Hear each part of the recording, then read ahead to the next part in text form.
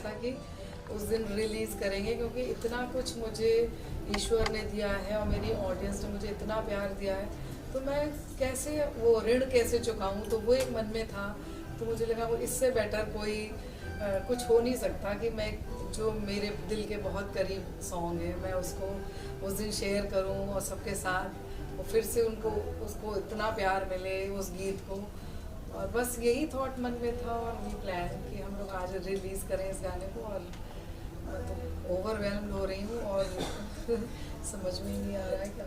राधा कृष्ण गाना फोक रिक्रिएशन होना उसका इतना ब्यूटीफुली आपने, आई मीन नीडलेस टू से कि आप हमेशा ही बहुत, आई मीन आवाज, we really can't comment on that, but it's such a beautiful feeling when we hear and when we are watching the song. तो वो पूरी जर्नी एक गाने की कैसी रही?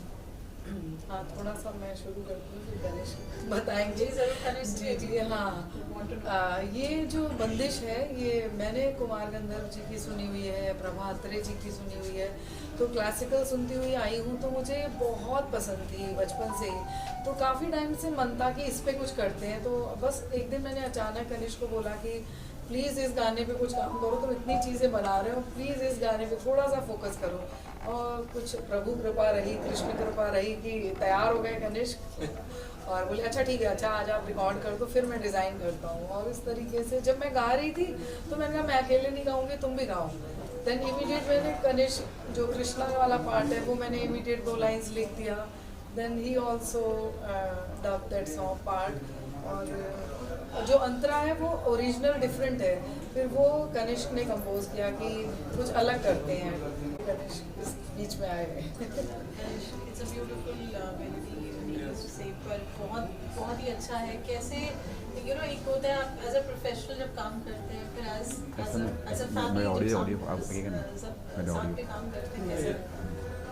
इट्स ऑलवेज वेरी इंटरेस्टिंग, मतलब बहुत ही अच्छा रिश्ता है, क्योंकि मैं बचपन से ही ऐसे इन्वायरमेंट में पला बड़ा हूँ जहाँ पे मैंने हर प्रकार का म्यूजिक सुना है, बट अल्टीमेटली उसका गोल यही रहा है कि इट लीड्स टू स्पिरिचुअलिटी।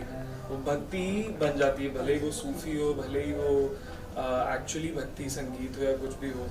तो एक there is a certain sense of ease जब भी हम काम करते हैं, बहुत भरोसा है एक दूसरे की कलाओं पर कि भाई ये इनका फोकस है, ये मेरा फोकस है। तो जब हम एक साथ काम करते हैं तो एक ट्रस्ट है, एक अंडरस्टैंडिंग है और एक सर्टेन सेंस ऑफ अप्रिसिएशन भी है कि भाई ये जो करेंगे वो अच्छा करेंगे। मॉम ऑब्वियसली जब गाती हैं तो I mean it's just beautiful, मतलब मैं तो इमेजिन भी नहीं कर पाता हूँ काफ़ी बार। एंड जब सुनता हूँ हमेशा से लगता है क्या ऐसा क्या है यार, मतलब that brings it every time, you know.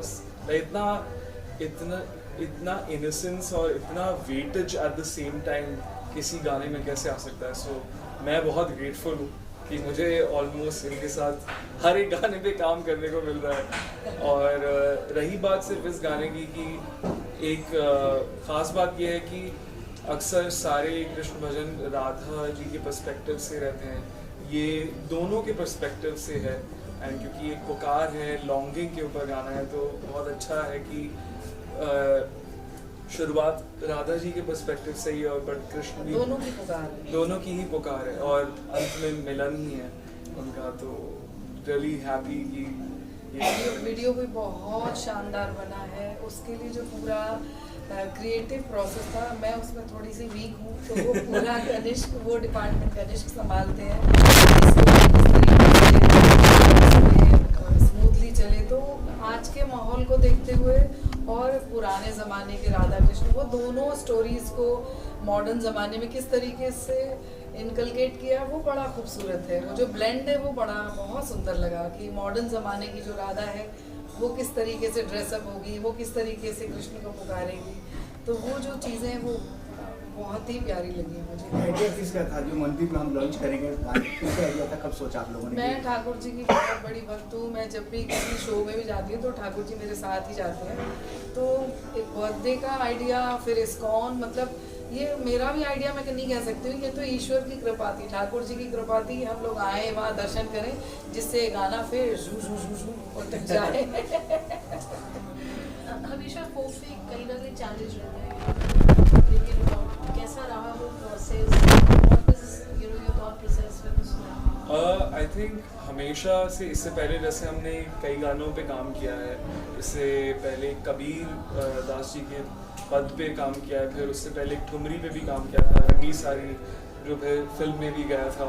तो हमेशा कोशिश यही रहती है हम दोनों की कि जो उस गाने की पोइट्री है या जो कॉम्पोजिशन है जो और रूह है, जो एहसास है, जो आप वो बरकरार अक्सर रहे। अलग म्यूजिक में भी सुनेंगे, वो बरकरार रहे और किसी भी फॉर्म ऑफ म्यूजिक में आप सुने वो तभी भी उसकी सोल इंटैक्ट रहनी चाहिए। तभी मैं अक्सर इनको बोलता हूँ कि आप जैसे हो वैसे ही रहो और वैसे ही गाओ। मैं इस म्यूजिक को आपके अराउंड सजाऊंगा, सो दैट यू नो वो एक नेचुरल पन भी मतलब एक तरीके से रहेगा। ज़्यादा खूबसूरत है। As mother and son, कुछ agreements, disagreements मेरा- गाने को मेरा- लेकर कभी कोई creative cause, कुछ interesting? वो हमेशा ही होता है। अगर वो तो यहाँ पे भी शुरू हुई खटपट मतलब इससे ही आइडिया मिल गया कि होती है। वो तो हमेशा होती है कि मतलब अगर कोई टेक अच्छा नहीं लगा तो वापस करते हैं, but more than anything I think हम उन गानों पे ही काम करते हैं जहाँ पे हम दोनों काफी स्ट्रांगली फील करते हैं उसको लेके कि इस पे काम करना।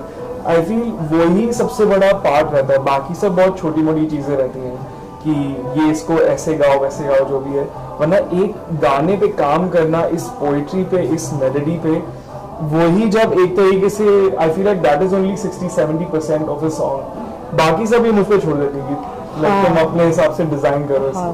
फिर जैसे और ये जो कंप्लीट हो जाता है पूरा सॉन्ग तो बीच में नहीं सुनाऊंगा, पूरा कंप्लीट हो जाएगा फिर सुनाऊंगा, फिर आप अपना फीडबैक देना अच्छा लग रहा है नहीं लग रहा है या कुछ चेंजेस चाहिए, तो उस तरीके से करते हैं। बट आई ट्रस्ट हिम कि मैं जैसा जो भी काम मतलब रिकॉर्ड करके दे देती हूँ, फिर उसके ऊपर ये उसको अपने तरीके से डेकोरेशन करते हैं, सजाते हैं। So, कुछ अलग रहता है कविता जी घर में गाना बनना और बाहर गाना बनना?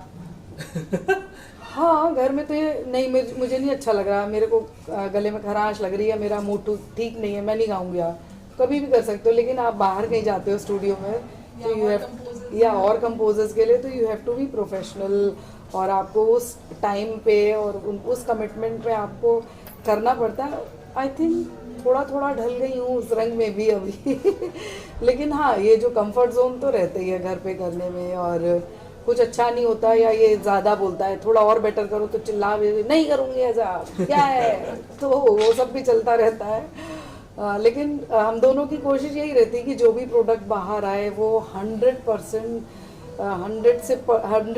से भी ज़्यादा अच्छा बेहतर हम जितना कर सकें कि, और हम लोग खुद ही एक वो बनाते जा रहे हैं कि जो भी काम कर रहे हैं वो बेस्ट होता है, फिर लगता है कि नहीं इससे भी बेटर कुछ करना है, इससे भी बेटर, अब जो आए वो उससे भी बेहतर हो, तो आपकी रिस्पॉन्सिबिलिटी भी बढ़ती चली जाती है। आप जैसे जैसे काम बेहतर करते जाते हो कि लोगों की एक्सपेक्टेशंस बढ़ जाती हैं कि अरे अब अगला क्या होगा, देखते हैं उतना ज़बरदस्त है कि नहीं है। तो खैर बनाते समय नहीं सोचते, लेकिन जब रिलीज़ हो रही होती है चीज़ें तो रहता है कि कहीं से भी कोई भी पॉइंट पे ज़रा सी भी मिस्टेक या कमी ना रह जाए, तो वो प्रयास रहता है बस। लखविंदर जी, थैंक यू आज की अपॉर्चुनिटी के लिए। क्या कहेंगे आप आज? कविता जी प्रतिभा की धनी है, लखनऊ सेंटर देखिए ना, उनके उज्जवल भविष्य की कामना करता हूँ। अरे तो मेरा सौभाग्य है पारुल जी, आपने कहा, मुझे भी अभी ऐसे दोपहर को ही था, और सबसे बड़ी चीज़ है जन्मदिन पे कृष्ण जी साथ आ गए, साथ में बैठे हैं, तो बाकी तो इतनी प्रतिभा की धनी है, उनके कर्म इतने अच्छे हैं, बुलंदियों पे पहुँचेंगे। मैं कृष्णा से यही प्रार्थना करूँगा कि कविता जी को बुलंदियों पे पहुँचा दिया जाए। कविता जी गाना एक लाइन बिल्कुल। किनारे मेरो गाँव, जमुना किनारे मेरो गाँव, सांवरे ऐ जइयो सांवरे ऐ जइयो सांवरे ऐ जइयो। जमुना किनारे तोरा गाँव, जमुना किनारे तोरा गान, राधा गोरी आई जइयो, राधा गोरी आई जइयो, राधा गोरी आई जइयो, राधा